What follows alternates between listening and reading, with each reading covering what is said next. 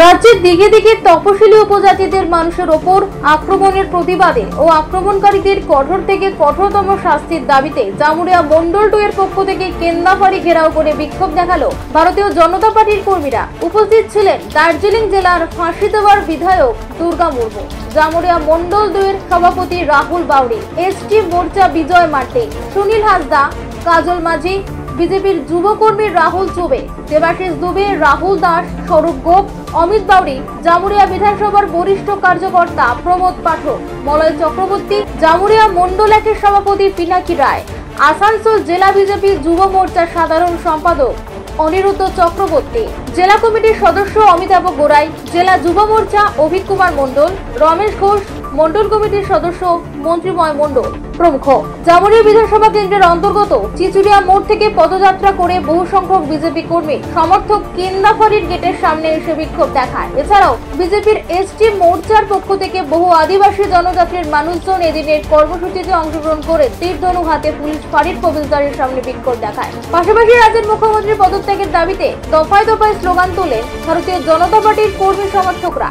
বুধবারের কেন্দাফাড়ি ঘেরাও কর্মসূচিতে অংশগ্রহণ করে দার্জিলিং জেলার ফাঁসিদেওয়া বিধানসভা কেন্দ্রের বিধায়ক দুর্গাদাস মুর্মু। এদিন বিধায়ক দুর্গাদাস মুর্মু সহ বিজেপির কর্মীরা কেন্দাফাড়ির সামনে 60 নম্বর জাতীয় সড়কে বসে বিক্ষোভ দেখালে বেশ কিছুক্ষণের জন্য জাতীয় সড়কে যান চলাচল ব্যাহত হয়। পুলিশ বিক্ষোভকারীদের তুলতে গেলে পুলিশের সাথে ধস্তাধস্তি বাঁধে বিজেপি কর্মীদের। তবে বেশ কিছুক্ষণ পর পুলিশের আশ্বাসে বিজেপি কর্মীরা জাতীয় সড়ক থেকে বিক্ষোভ তুলে নিল। পরে পুলিশ ফাঁড়ির গেট অবরুদ্ধ করে বিক্ষোভ দেখান তারা। এদিন জামুরিয়া থানার কেন্দাফাড়ি ঘেরাও কর্মসূচির বিষয়ে উপস্থিত ফাঁসিদেওয়ার বিধায়ক দুর্গা মুর্মু জানান, আজ থেকে বেশ কিছুদিন আগে উত্তরবঙ্গে বন্যা পরিস্থিতি খতিয়ে দেখতে এবং ক্ষতিগ্রস্তদের হাতে ত্রাণ সামগ্রী তুলে দেওয়ার জন্য ঘটনাস্থলে মালদার সাংসদ খগেন মুর্মু ও শিলিগুড়ির বিধায়ক শঙ্কর ঘোষ পৌঁছালে উভয়ের ওপর হামলা চালায় একদল দুষ্কৃতী। এছাড়াও রামপুরহাটে নাবালিকার ধর্ষণ খুনের ঘটনা এবং দুর্গাপুরের উড়িষ্যার এক ডাক্তারি পড়ুয়ার গণধর্ষণের ঘটনায় যুক্ত দোষীদের অবিলম্বে শাস্তির দাবি এবং রাজ্যের নানান প্রান্তে বারংবার একই রকম ঘটনা ঘটছে কেন তারই প্রতিবাদে বিক্ষোভ দেখানো হয়। পাশাপাশি তিনি আরো বলেন, পশ্চিমবঙ্গের মুখ্যমন্ত্রী মমতা বন্দ্যোপাধ্যায় একজন মহিলা হয়েও নারী সুরক্ষায় ব্যর্থ। তিনি বারংবার রাজ্যের নানা প্রান্তে যেভাবে নারীদের উপর অত্যাচার করা হচ্ছে, বিশেষ করে আদিবাসী জনজাতির মহিলাদের ধর্ষণ থেকে শুরু করে বিভিন্ন জায়গায় যেভাবে অবমাননা চলছে তারই প্রতিবাদে আমরা পথে নেমে বিক্ষোভ দেখাচ্ছি।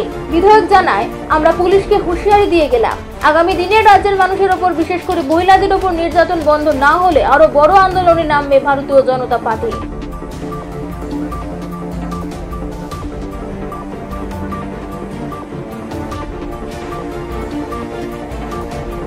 দেখেন, আপনারা জানেন গত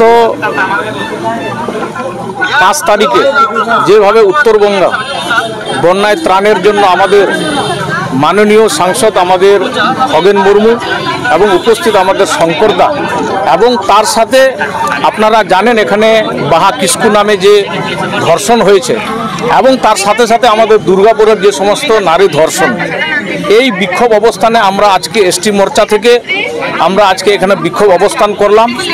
এবং আপনারা জানেন দিকে দিকে যেভাবে আমাদের পশ্চিমবঙ্গে যে নারী মাননীয় মুখ্যমন্ত্রী, আমরা সকলেই ভাবছিলাম যে এই মুখ্যমন্ত্রী থাকার সময় নিশ্চয়ই আমাদের এখানকার নারী নিরাপত্তা, নারী সুরক্ষা খুব ভালোভাবে হবে, কিন্তু আপনারা দেখতে পাচ্ছেন দিকে দিকে যেভাবে নারী ধর্ষণ, যেভাবে অন্যায়, মানুষের প্রতি কোনো তার স্নেহবোধ নেই এবং তার কোনো বিচার হচ্ছে না। এবং তাদেরকেও যদি কোনোভাবে আপনারা আরজিকর থেকে দেখেছেন, ইনি মাননীয় মুখ্যমন্ত্রী বারবার বলছেন যে রাত্রে কোনো মহিলাকে বের করতে দেওয়া হবে না। যদি মহিলাকে যদি রাত্রে বের করতে না দেওয়া হয় তাহলে আরজিকরের ঘটনাটা কোথায় ছিল? আপনি একটা মাননীয় মুখ্যমন্ত্রী, আপনাকে তো সেটা ডিসাইড করার দরকার। তাহলে রাত্রি কোনো হসপিটাল বা কোনো জায়গায় আপনারা সেই মাননীয় মুখ্যমন্ত্রী হিসাবে কোনো মহিলাকে সেই রাত্রে ডিউটি দেওয়ার দরকার না। কিন্তু আপনারা দেখছেন ইনি সব সময় মানুষের নজরটাকে ঘুরিয়ে দেয় বিভিন্নভাবে মিথ্যাবাজি বলে। যেভাবে এই বাংলার মধ্যে মানুষ আজকে বুঝতে পেরেছে আগামী দিনে যেই দিকে দিকে সন্ত্রাস শুধুমাত্র না, শুধু নারী ধর্ষণ না, এখানে চাকরি দুর্নীতি থেকে শুরু করে বিশেষ করে আদিবাসী সমাজের যেভাবে উত্তরবঙ্গে আপনারা দেখেছেন ডুয়ার্সে যে নৃত্য অনুষ্ঠানে উনি সামিল হয়ে নাচ করেছিলেন, সেখানে দেখেছেন আপনারা গ্লাভস পরে সেখানে নাচ করছিলেন। আপনারা দেখছেন এখানে আদিবাসীদের প্রতি ফ্যাক্ট এসটি, ওরা আদিবাসীগুলো সেই এসটি সার্টিফিকেট নিয়ে সেখানে চাকরি করছেন। আপনারা দেখেছেন এখানে আদিবাসী মহিলাদের বিবাহিত করে এখানে আদিবাসীদের সম্পত্তি লুট করা হচ্ছে। আপনারা দেখেছেন আমাদের মাননীয়া মহামান্য রাষ্ট্রপতি আমাদের দ্রৌপদী মুর্মু যেভাবে এখানকার তৃণমূল যেভাবে তার প্রতি কুরুচিকর ভাষা, বাবা দ্রৌপদী মুর্মু দেখতে কেমন বাবা, আপনারা দেখেছেন। এই ধরনের এই যে আদিবাসী সমাজ, পিছিয়ে পড়া সমাজ, যারা প্রাচীনতম আদিবাসী এখানকার থেকে এখানেই বসবাস করেছেন, তাদের প্রতি এত ঘৃণ্য আপনারা দেখছেন সেখানে। এই কারণে আজকে আমাদের বিশেষ আদিবাসী এসটি মোর্চা থেকে আমরা আজকে এই বিক্ষোভ অবস্থান এখানে করলাম এবং আগামী দিনে এই আদিবাসী মানুষ যেভাবে আমাদের হেনস্থা করেছে, যেভাবে আমাদেরকে ছোট করছে, আগামী দিনে এই আদিবাসী মানুষ, আদিবাসী সম্প্রদায়ের লোক এই মাননীয় মুখ্যমন্ত্রীকে যোগ্য জবাব দিবে। দেখেন, এটা গ্রেপ্তার এখনো কোনো কিছু হয়নি, শুধুমাত্র মানুষকে দেখানো। আপনি দেখবেন এটাকে কিভাবে কি করছে, এখনো সময় বাকি আছে। এটা গ্রেপ্তার করেছে ঠিক, কিন্তু গ্রেপ্তার সঠিকভাবে কাকে কাকে গ্রেপ্তার করার দরকার, কি আইন পদক্ষেপ নেওয়ার দরকার, এই পর্যন্ত কোনো কিছু হয়নি। গ্রেপ্তার করলে শুধু হবে না, তাদেরকে যোগ্য শাস্তি দিতে হবে, যোগ্য পদক্ষেপ নিতে হবে, তাদেরকে ফাঁসির সাজাই দিতে হবে। তাহলেই আমরা বলবো যে মাননীয় মুখ্যমন্ত্রী কিছু কাজ করছে। এত ঘটনা ঘটলো, একটা ডাক্তারি একটা পরিষেবা, আরজি করার ঘটনা, সমস্ত কিছু সেই আপনার প্রমাণিতকে ধ্বংস করে লপাট করে শেষ করে দিলেন। আজকে আমরা সেই মাননীয় মুখ্যমন্ত্রীর নেতৃত্বে আমরা কোনো আশাবাদী আছি।